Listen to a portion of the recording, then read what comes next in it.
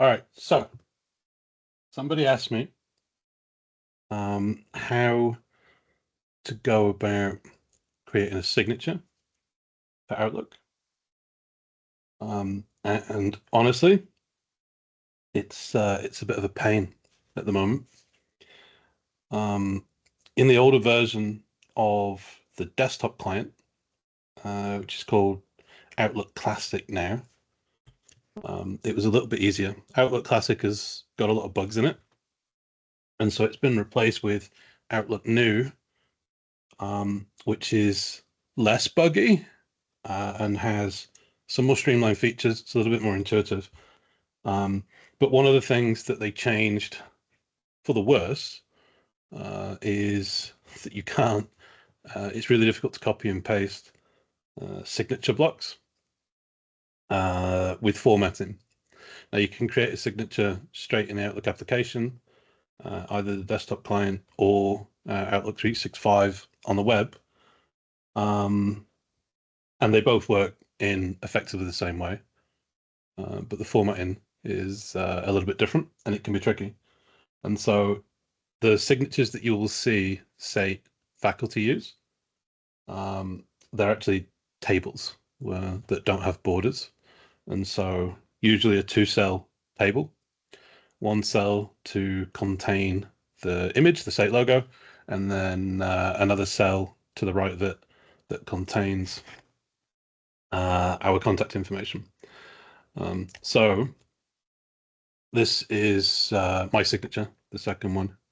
This is my signature from Outlook that I use for most of my emails.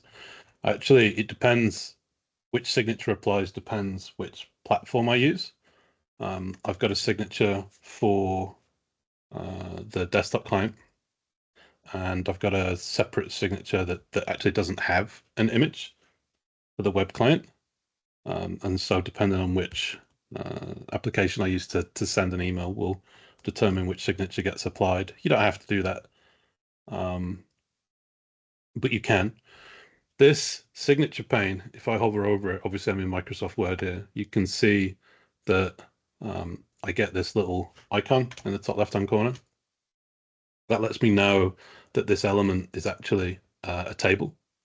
If I click on it, you can see that it selects all the content for me.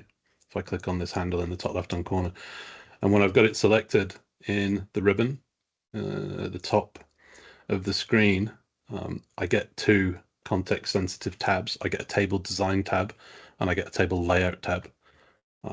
There aren't many features in Word, many objects that would give you two tabs. Normally you only get one context-sensitive tab, but there are so many options for tables in Office products that they couldn't fit all of the tools that they want you to have available to into a single tab that would work for desktops like what I've got. You can see I've got quite a lot of blank space in the ribbon, but that's because I'm using a 30-inch monitor.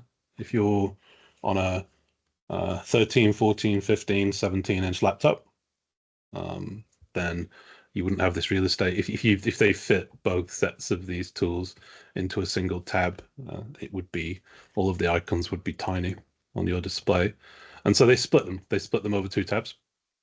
In the design tab, this is where we can control what the table looks like, and that includes adding or removing borders from tables, like outline borders that let you know where the cells are. This is just a two-cell table. There's one cell here that contains an image, and then the cells divide right here, and then this cell is where I inserted and just formatted the text, just as you normally would. I created this in Microsoft Word and copied and pasted the table without borders into the Outlook Classic web client, the Outlook Classic desktop client, and it worked perfectly. And it's a signature that I've used for a long time now. So I haven't actually updated my signatures in a while. And so I'll show you if I was to turn on all borders in this table, you can see that the borders apply. For some reason, when I pasted the signature back, because I didn't have this in a Word document, I went to select my signature block in the Outlook application, brought it into Word, and then pasted it here. For some reason, the borders display as like 3-line borders. That doesn't have any functionality. It is a bit odd. You can change the border style if you want. Why did I do it that way? With the tool selected, if we come into the borders tool, you can see that you can turn the borders on and off. And in the border styles drop down, you can apply borders, but it's a bit of a weird. It's not actually letting me select to manipulate them all at once. It's making me draw new borders, but if I just draw a single border instead of a 3-line border, you can see that I get just a simple table that's 2 cells. I'll turn escape to turn off the border selection tool. You can disable borders in a table. Not disable them, but you can hide them by selecting an entire table by using this kind of select all button that appears in the top left-hand corner. And then in the borders drop-down of the table design tab, you can say, I don't want this table to have any borders. It maintains the cells. And so I can select stuff just in this first cell, or I can select my image, which is in the second cell. And you can set them separately. Unfortunately, when you copy and paste between Microsoft applications, in this case, Microsoft Word and the Outlook signature pane in the web or the desktop client, it's going to screw up your formatting unless you're very, very careful. And so this is how the signatures are constructed. One of the things that I'm going to do is this signature pane that just has like presets. I've taken my signature pane and then I've just removed my information, and I've removed my email address. This is now. You can see if I hover over it, the email address it would send to is your.name@edu.sate.ca. I'm going to let you customize this. So I'm going to provide you with a Word document that contains this preset signature. You will replace the information that's specific to you. You don't have a job title, or if you do have a job title at Sate, then great. But if you don't work at Sate, then don't put a job title here. Instead, you could put that you're a first semester business administration student or something like that. Obviously, you're in the School of Business. This is our address. This is where we are located. This is my office. You might want to change this in your signature. I actually didn't update that, but I'll let you sort that out. And then this this web link you would need to actually modify. And so if you were to select this element and then go to the Insert tab in Microsoft Word in the links group, if you expand the links drop-down menu and then select Insert Link at the bottom of that list, you would put your actual email address here. Make sure you keep this mail to, and then the colon, only replace the your name at edu.sate.ca piece.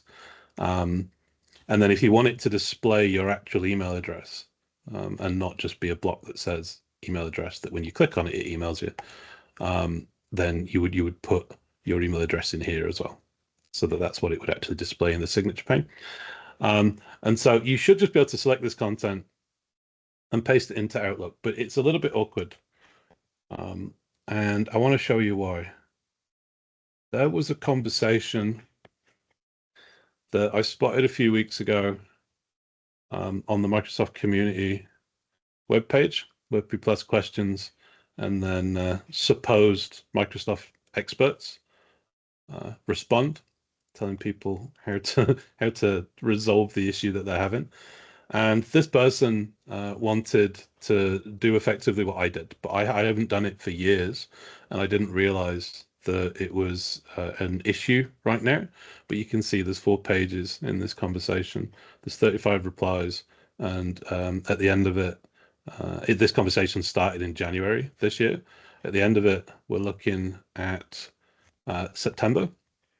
So this month. In fact, this was yesterday. Um, and people are still having issues because Microsoft changed some things with the web client and then with the Outlook new desktop client, which is what I'm displaying on the screen now. And so I'll show you. You've got some options.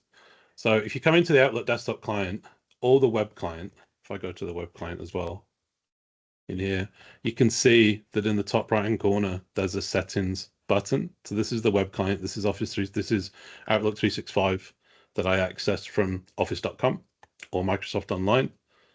And then this is my desktop client for Outlook New, which I feel like I want to uninstall and revert to Outlook Classic, but it is what it is. In the top right hand corner, same button for settings. In the settings pane, in the desktop client, under accounts, you'll see that you get these options. So email accounts, automatic replies, which is your out of office tool. This is what people need to use for one of the questions in the essentials assignment. And then directly underneath that, we've got signatures. I've got 2 signatures set up, as I said. So this is my Outlook web signature. Really, really simple. Just typed content straight into the pane, separated by blank rows. Just text, no images. And then if I switch to the signature that I labeled work, this is the signature that I created in the desktop client. You'll see that I've got an image and I've got the rest of my content that looks like the signature from the Word document, and this is a 2-cell table. But it's all good. So if I was to click new signature, you've got some options. You can either copy and paste the signature block, like amend the signature block so that all the information is correct in the Word document that I send it, or you could put it into PowerPoint, and we'll talk about why you might want to use PowerPoint in a second. Or you can build your signature straight in this tool. And this is the same for the web client. So if I come into the options for the web client, the only difference is these menus are set up slightly differently. So under email in the web client, there's an option called Compose and Reply. And in Compose and Reply is the email signature pane. And I get the same options. I have 2 signatures set up. I've got a web signature, and then I've got the signature that it's pulling from the desktop client. You can see that the desktop client signature doesn't look exactly the same as let me disregard this new one, as the signature that I've got in the desktop application. They're close, but they're not perfect. The alignment is slightly out. One image is slightly wider than the other, and then in the web client, I'm using dark mode. And you can see that the image that I inserted for the signature in the desktop client years ago had a white background. It was saved as a JPEG, and so there's no transparency. We can resolve this for you. The process to create a new signature is identical. There's a new signature button above the drop down if you've already got signatures set in your applications. And so we could click new signature.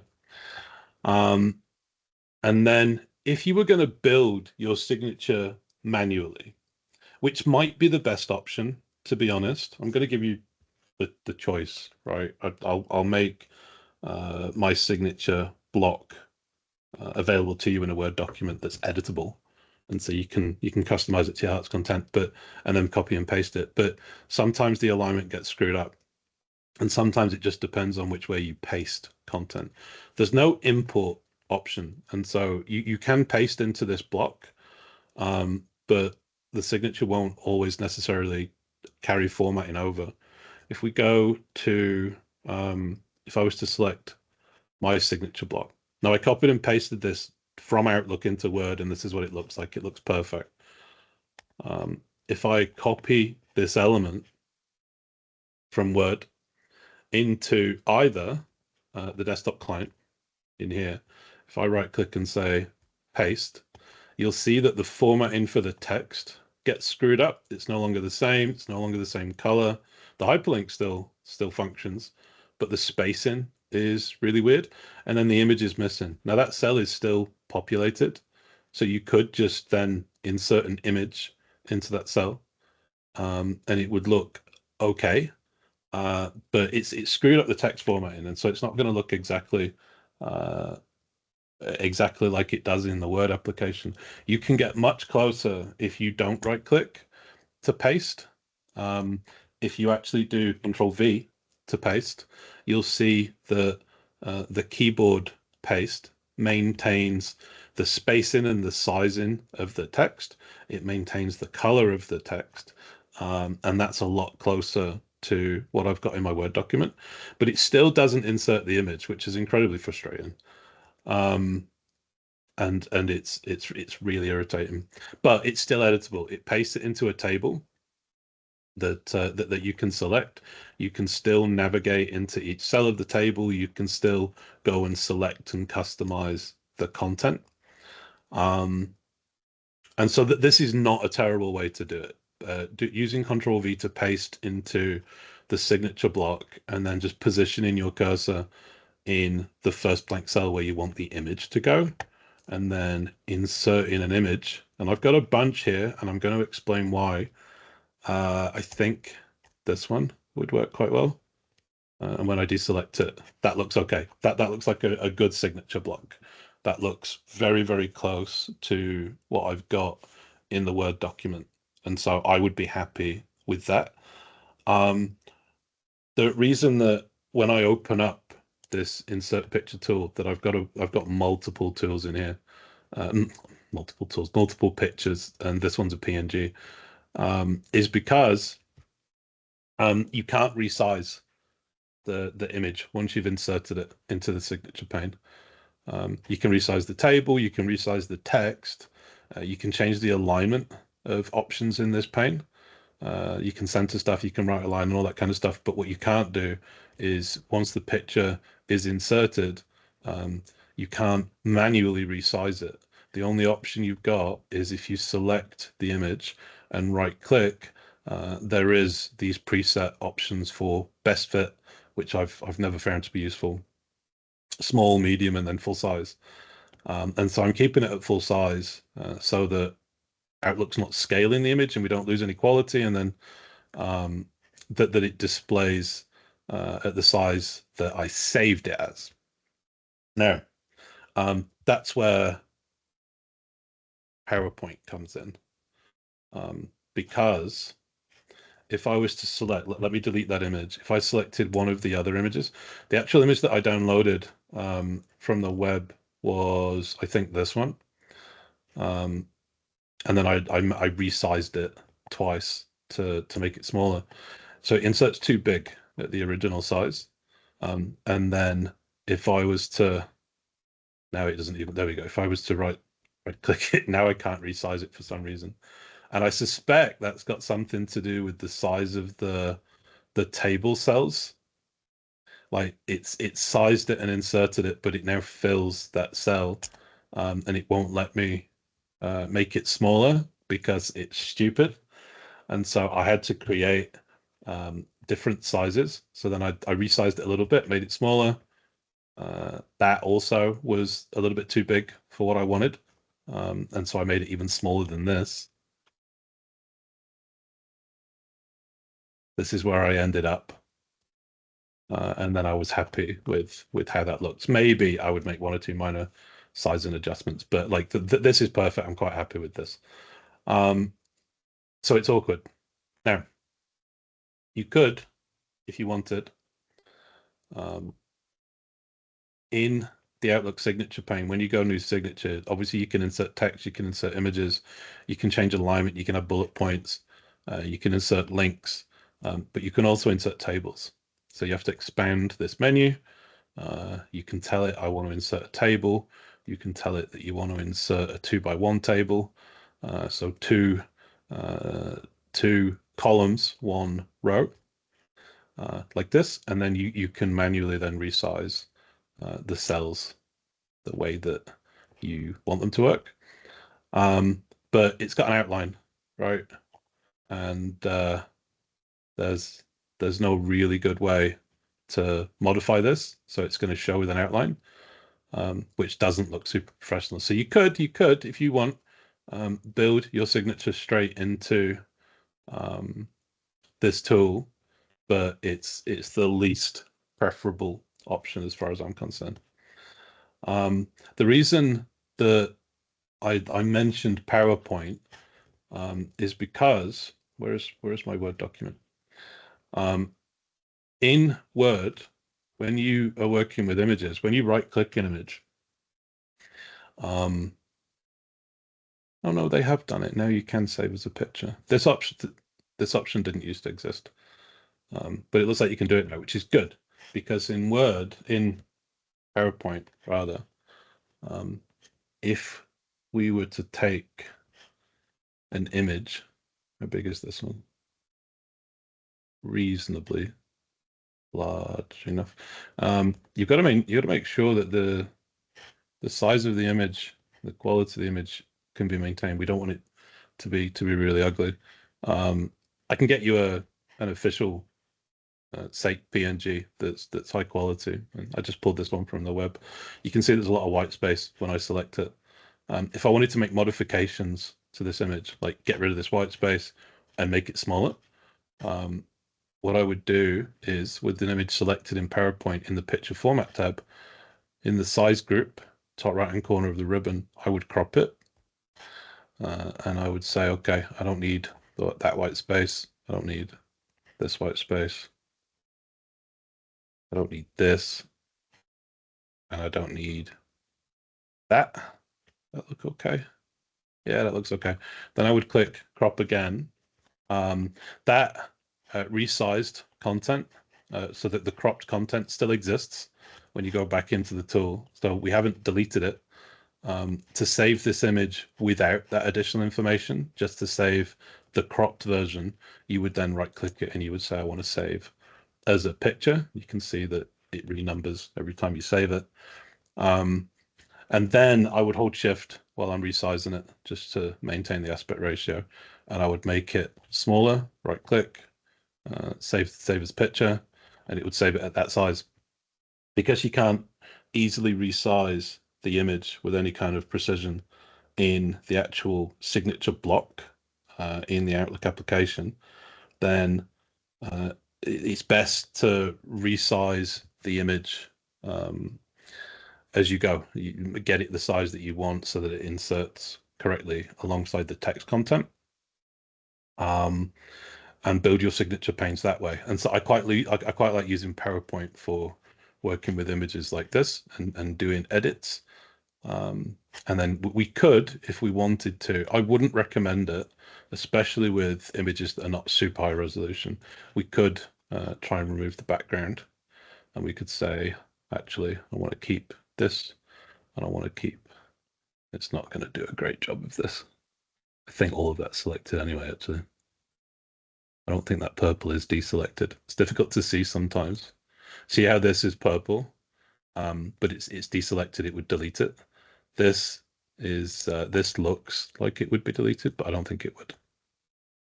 So something like that, if we wanted to delete the background, it's going to look a little bit rough because this tool is not good for, it did delete it. This tool is not good for actually deleting backgrounds. It exists if you're working with content that's really small, then sure, it's not bad. It's a solution. But I'm not a huge fan personally. So you could force it to keep it like this, but then you end up with these rough edges around it. So unless you're making that content really small, so then no one would ever be able to tell, it ends up looking really quite rough. And so we don't want that. I'll find a full size PNG that's a few thousand pixels in each dimension. It will be far too big for you to insert into a signature, so you'll need to resize it, but at least the quality will be better than this one. But I quite like using PowerPoint to make edits to images. Word isn't as good. Okay, so they're just tables. And so it's a two-cell table with text in one column and then an image imported into the other column. They're not complicated to build. I'm going to make this table available to you. You can swap the image out. It doesn't have to be the site logo, or it could be a different version of the site logo. There's a couple of different layouts of the site logo that people might want to use. Some are wider than this, some feature the text more prominently and the image is smaller. It's up to you, but it's just a table. The way that I would approach it is I'd build it in Word like this. I'd get it to look how you want it. I'd make sure the text was formatted how you want it. I would update the email address so that when somebody clicks on it, it emails you. Honestly, that you don't need your email address in your email signature. If someone can see your signature, they received an email from you, and so all they have to do is click reply. But you'll see that almost everyone at Say, almost all the faculty include their email address in the signature, and so you would have to update the link. But other than that, I'd copy and paste this content, and it doesn't matter whether we are working in the web client or whether we are working in the desktop client. Right click and paste in is going to screw up the format of your signature, and so doing Control V is by far the best approach. Won't bring the image with it. It used to, but it doesn't anymore. And so at this point, you would have to then insert an image that's an appropriate size. So if I hover over, I can see the dimensions of the pictures. I think the one that I just resized is actually slightly too big. I'll insert it and see. Yeah, it's too big. I don't like this. It looks fine, but I don't love it. That's too big for me. So I would insert that one that I had before, and I think that looks more appropriate. I'll give you a PNG that doesn't have a white background, so that if you are in light mode, like normal mode, like my desktop client, which is far too bright, then it'll look fine. And then if you're in dark mode, it'll look fine because all of this stuff will be transparent.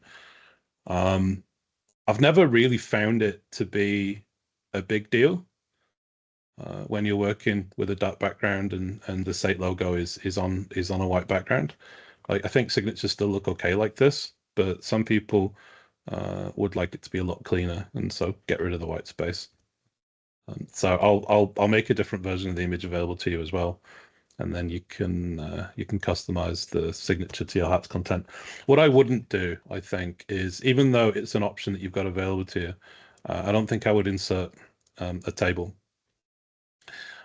You can, though, if you want the format to be perfect relative to what you have in your Office application where you build your signature. You could, let me go to PowerPoint. I'm just going to bin this. You could copy or build the signature in Word or PowerPoint, so that you have something that looks just like, one of your options is to paste as a picture, which is what I'm going to talk about. Once you've got all of the elements and you think that they work, see how that skewed it? This is now in a table within an image within a within like a text box. It didn't paste it in as a table. It's almost like an image with an embedded, but you can still see that there's a really, really faint line there that lets you know that these two elements are separated. You could copy this content from PowerPoint and you could paste as a picture. You can paste it as an image. It makes it a little bit smaller. It still pastes it in. You lose the image, but it maintains the formatting. So you'd have to insert the image separately. I don't think I would, even though you've got that option available to you. I think what I would do is I would use the signature block that I'm going to make available to you in a Word document. I'd swap this image out for the higher res image that I provide to you. I'll put it in the same document. But I'm not just going to build your signature pane for you. You can customize it. It won't do you any good. You're working in Word. We're learning Word at the moment, so you get to play with some of the options. And then I would select that entire block, including the picture, and I would paste into the signature pane using Control V, not using right-click paste, like this. That'll maintain the sizing and the formatting of the text and the color. And then I'd click in this left-hand cell. I would pick an image that's an appropriate size. You can see that this one is only 135 pixels wide, 199 pixels tall. It's a very small image, but it fits nicely with that content. And then you could continue to edit the text or update it if you need to in the future. And then you've got a functional signature block.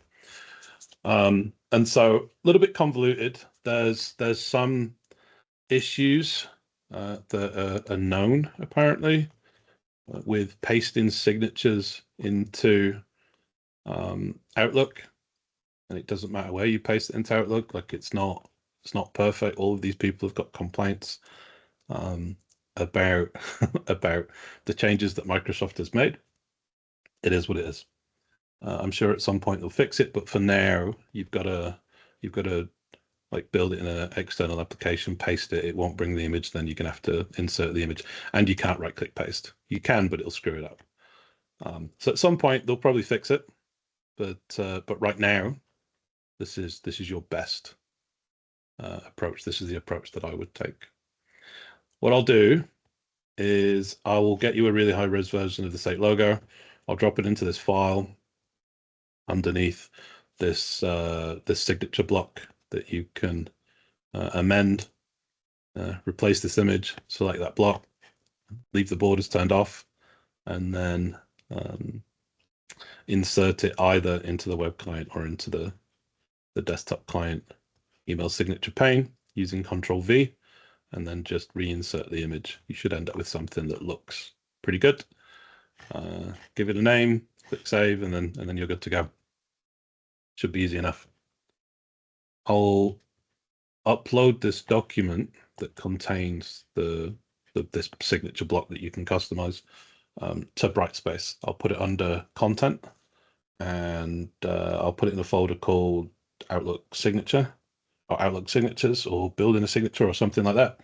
And this video, if you're watching it, you know where it is anyway, but I'll post it to the announcements pane where I uploaded what did I upload? The in-class exercise one that we worked on together this past week.